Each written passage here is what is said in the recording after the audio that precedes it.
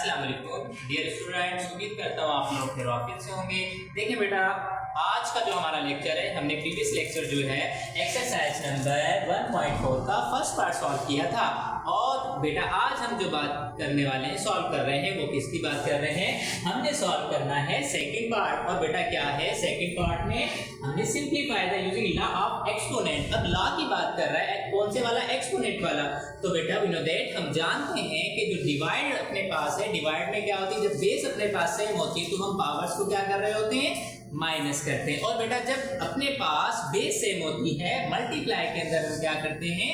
हम उसे ऐड करते हैं। देखिए बेटा लॉ क्या है, अब देखें जिस तरह से अपने पास, अगर अपने पास m और यहाँ पर मल्टीप्लाई है n। अब देखें बेटा दोनों की बेस क्या है? बेस सेम है। अब हम क्या करेंगे, जब बेस अपने पास सेम होगी तो हम पावर्स को प्लस करते हैं। पावर्स क्या आ जाएंगी? प्लस। और ये बेस क्या है? दोनों सेम, कॉमन आ जाएगी। ठीक है बेटा, तो अब क्या है, अपना जो फर्स्ट क्वेश्चन है हमने यहाँ पे देखना है, हम इसको सॉल्यूशन लिखेंगे। सॉल्यूशन के बाद हमने देखना है कि अब हमने क्या करना है। देखिए बेटा जब हम सॉल्यूशन जब इसको करेंगे तो अपने पास क्या आएगा?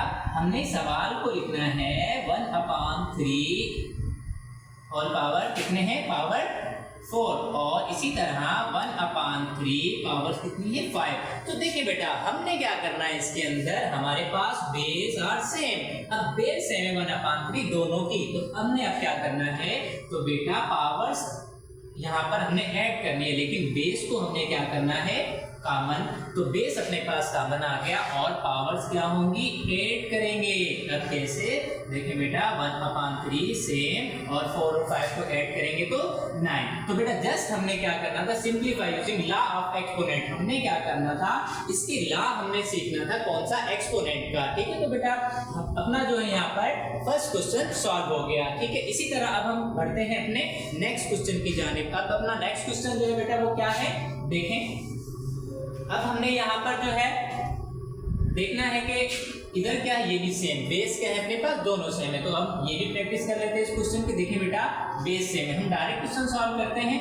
अब 3/4 और क्या करेंगे? बेस क्या है? हमने कॉमन ले लिया बेस को और पावर्स क्या होंगी? ऐड होंगी। ठीक है बेटा, अब कैसे? 5 + 2। अब हम 3/4 सेम और 5 और 2 को ऐड करेंगे तो क्या हो गया? 7। तो बेटा ये हमारा आंसर आ गया। ठीक है, बहुत आसान। और बेटा बहुत मजा आ रहा होगा आपको, क्योंकि बहुत ही आसान चीजें हैं। अब हम चलते हैं अपने थर्ड क्वेश्चन की जानिब। उम्मीद है ये तो आप खुद ही कर लेंगे, लेकिन कोई बात नहीं, ये भी हम कर लेते हैं साथ मिलकर। अब क्या करेंगे, देखें बेस क्या है? सेम है। अब हमने सिर्फ 4/5 और पावर्स क्या करना है? पावर्स को ऐड करना है। और बेटा ये देखिए क्वेश्चन लिखने से पहले सॉल्व हो गया। अब हम क्या करेंगे, तो बेटा अपने पास बेस यूं ही रहेगी और 3 + 5 को जब हम ऐड करते हैं तो ये क्या हो गया? हमारे पास क्वेश्चन सॉल्व हो गया। तो ठीक है बेटा, ये देखिए हमने क्या किया, फर्स्ट पार्ट को जो है हमने 3 क्वेश्चन इसके सॉल्व कर लिए। अब हम चलते हैं नेक्स्ट। तो देखिए बेटा अब हमने क्या करना है, हमने क्वेश्चन नंबर 4 सॉल्व करना है इसी पार्ट का। तो अब क्या है बेटा, यहाँ पे देखिए हमने फार्मूला लिखा है।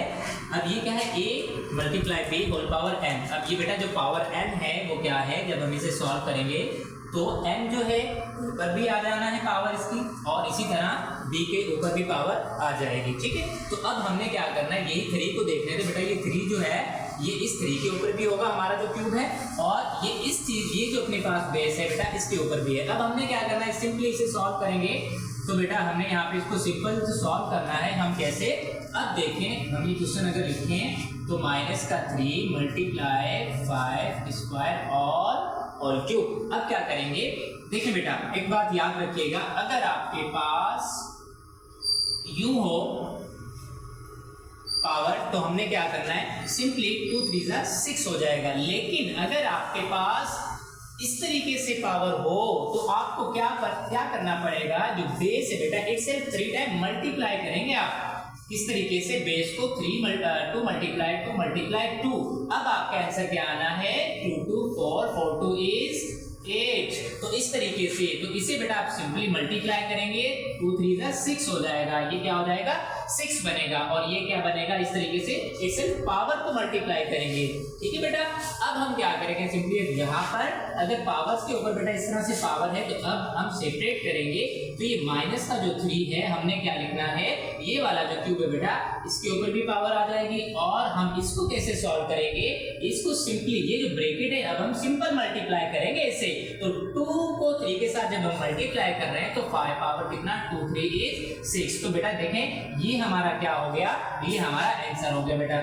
सिंपली हमने इस क्वेश्चन को सॉल्व कर लिया। अब हमने क्या करना है, अब हम सेकंड क्वेश्चन को सॉल्व कर रहे हैं। तो देखिए बेटा सेकंड क्वेश्चन में क्या होगा, अब हमने जो बेस वाला रूल समझा है तो इसके बाद अब इधर हम क्या करेंगे, जब हम इस क्वेश्चन को सॉल्व करेंगे तो अब क्या होगा, हमने क्या करना है बेटा क्वेश्चन को रीराइट करना है और फिर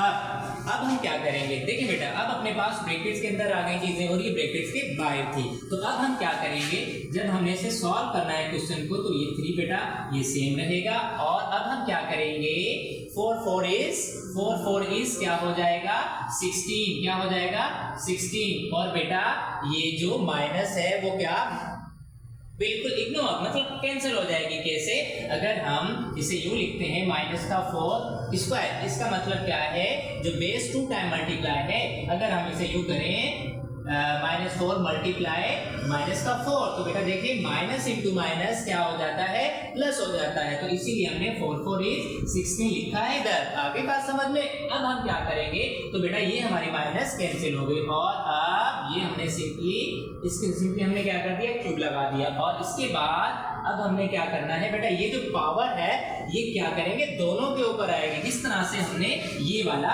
एक डिफरेंस वाला फार्मूला दिया है। अब क्या करेंगे, अब हमने सिंपली ये जो है क्यूब इसके ऊपर भी आ जाएगा और इस बेटा 16 के ऊपर भी आएगा। तो अब जो अपने पास क्या है, ये हमारा आंसर, ये हमारा रिजल्ट आ गया। ठीक है बेटा।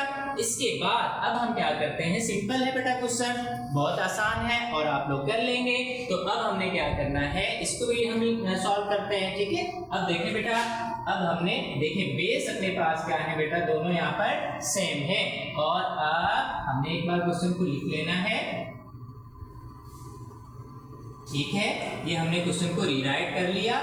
और अब हमने सिंपली हमने क्या करना है, देखिए बेटा बेस को देखना है और बेस हमारे पास क्या है, बेस अपने पास दोनों सेम है और हमने फिर से इसे सेम पैटर्न से सॉल्व करना है। अब देखें बेस दोनों अगर कॉमन है, हमने बेस को एक बार हमने लिखना है, ये BA/BC।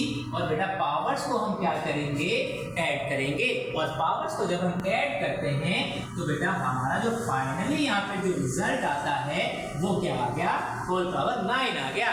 तो बेटा उम्मीद है आप लोगों को पार्ट नंबर 2 जो है 1.4 का समझ में आ गया होगा।